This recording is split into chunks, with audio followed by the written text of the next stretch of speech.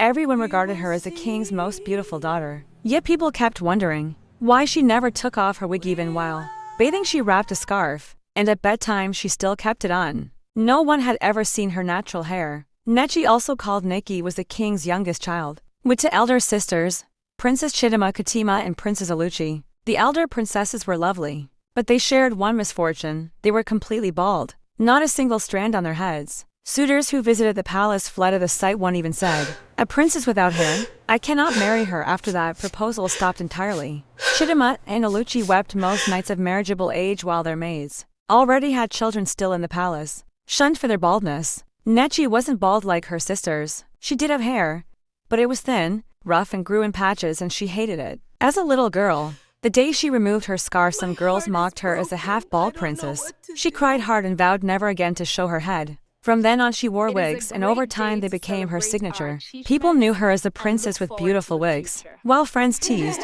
"Why cover your head? What are you hiding?" Some even tried to tug it off, but Netchi pushed them away, warning, "Touch my wig again, and I won't speak to you." Every morning in the palace her sisters lamented, "God, why did you make me without hair? Will I stay like this forever?" Chidima would say, and Aluchi added, "We are like birds without feathers. Nobody wants us." The queen pitied them and begged them to stop crying. Yet the tears continued. Even the king grew worried. Netchi did not join their weeping. She kept a cheerful face so people thought she had no problem, but deep inside she carried the same fear, that one day the truth about her hair would be exposed. Unlike her sisters, Netchi was allowed to attend school outside the palace. She was in her final year at the university. In school, everybody admired her. Her wigs were always neat and stylish. Boys admired her beauty.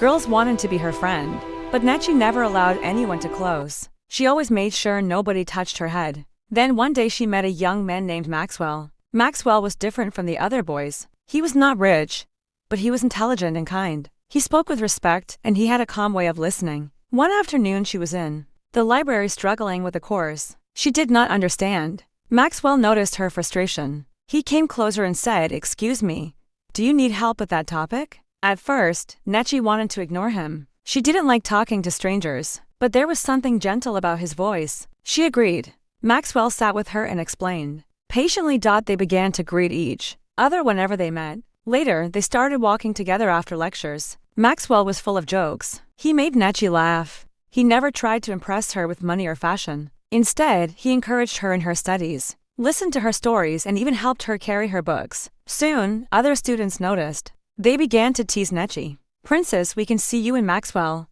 She would blush, but deep inside her, she was happy. For the first time, she felt someone liked her for who she was. Not for her beauty, not for her royal status, but for her true self. But there was still one thing that troubled her. Maxwell had never seen her without her wig. He had once joked, "Netchi, you must love wigs too much. Do you even sleep with them?" She laughed it off and quickly changed the topic. But in her heart, she was scared. What if Maxwell one day found out how her real hair looked? Would he still like her? Or would he run away just like the suitors ran from her sisters? This fear grew stronger each time they got closer. Back at the palace, her elder sisters noticed that Netchi was happier than usual. They suspected she had found someone. One evening, Chidima said, "We see the way you smile these days. Who is making you smile like that?" Aluchi added, "Don't forget, you are a princess. You must not embarrass this family." Netchi did not answer. She only smiled and walked away. But in her room that night, she whispered to herself, "If only they knew how much Maxwell means to me." One day, after 6 months and after class, Maxwell and Netchi sat under a tree in the school compound. They were eating snacks and laughing when suddenly Maxwell became serious. He looked at her and asked softly, "Netchi, why do you always wear wigs? I've never seen you without one. Don't you trust me enough to show me your real hair?" Netchi's heart skipped a beat. She forced a smile. "Maxwell, it's just my style. I love wigs, that's all." But Maxwell did not look convinced. He gently touched her shoulder and said, "You know, you don't need to hide anything from me. I like you the way you are." She quickly stood up, pretending she had to go. She waved goodbye and walked away, her heart racing. That night, she couldn't sleep. His words kept ringing in her head. Does he really mean it? Or is he just saying that?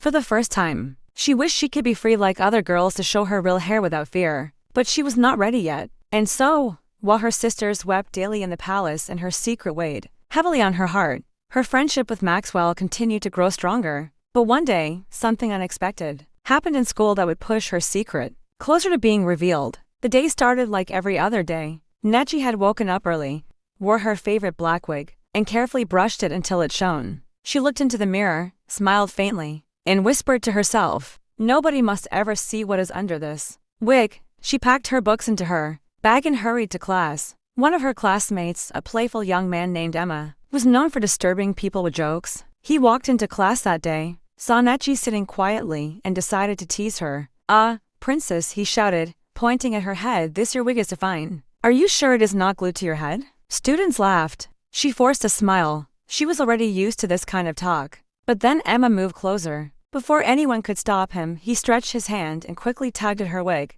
The wig shifted slightly. For one short second, the whole class gasped and Netchi's scalp showed a little. "Ah, did you see that?" One girl whispered. "I think she is bald," another voice said. No. It looked like low cut," someone argued. "Wait, maybe her hair is just rough," another added. The noise in the class grew louder. Everyone began to talk at the same time. Netchi's heart jumped. She quickly held her wig with both hands and pushed it back in place. Her face burned with shame. Tears filled her eyes as she stood up. She looked at Emma with anger and said loudly, her voice shaking, "Never ever try that again. If you touch me like that again, you will regret it." The whole class went silent. Nobody had ever seen the princess so angry. Without waiting another second, Netchi grabbed her bag and walked out of the class. Tears rolled down her cheeks as she rushed down the stairs. Students stared at her, whispering to themselves. Netchi ran back to her hostel room. She locked the door, sat on the bed and cried like a child. Her biggest fear had almost come true. For years, she had kept her secret, but now people were beginning to suspect. What if they already saw it clearly? She thought, what if tomorrow everyone in school begins to call me the bald princess? She buried her face in her pillow and sobbed. When her roommate Amara returned later that evening, she found Netchi sitting quietly, her eyes red from crying. Amara sat beside her and asked softly, "Netchi, what happened? Why are you like this?" Netchi wiped her eyes and forced a weak smile. "It's nothing, Amara, I'm fine."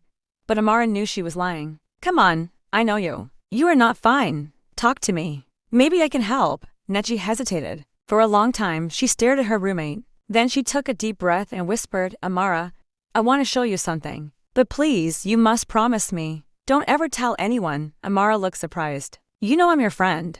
"I will not tell anyone." Slowly, with shaky hands, Netchi reached for her scarf. She removed it carefully, and underneath was her bare head. Amara gasped loudly. She covered her mouth with her hand. Oh my God! Netchi's head was not only bald, it was rough with scattered strands of hair here and there. The scalp looked like it had been struggling to grow hair for years, but never succeeded. Netchi lowered her eyes in shame. "This is a truth I've been hiding all my life."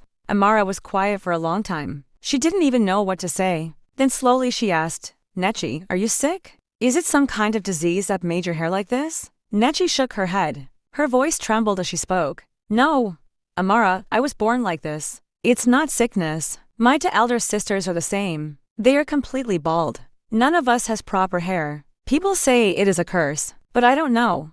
Tears filled her eyes again as she continued. "That is why my sisters are still unmarried. No man wants them. Every day they cry in the palace. And me, I am the only one who still has little strands, but I cover it with wigs. If people know the truth, they will mock me too. I will lose everything: friends, respect, even love." Amara sighed deeply. She touched Netchi's hand gently and said, "Netchi, I don't know what to say. This is heavy, but you are still beautiful. Don't let this kill your confidence."